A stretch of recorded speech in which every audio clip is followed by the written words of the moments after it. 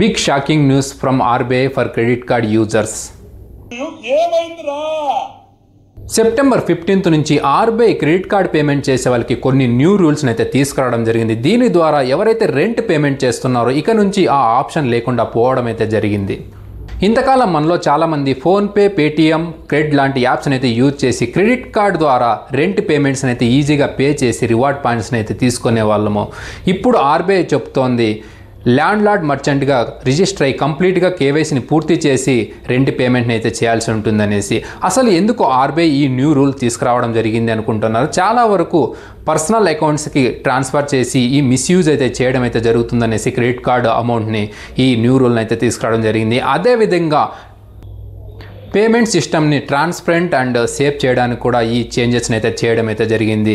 ఇక నుంచి Paytm, PhonePe, అదేవిధంగా క్రెడిట్ యాప్స్లో ఈ ఆప్షన్ అయితే తొలగించడం జరిగింది. ఇక నుంచి రెంట్ పేమెంట్ చేయాలంటే కనుక యూపీఐ ద్వారా కానీ, నెట్ బ్యాంకింగ్ ద్వారా కానీ, లేదా చెక్స్ ద్వారా కానీ ఈ పేమెంట్ని అయితే చేసుకోవచ్చు.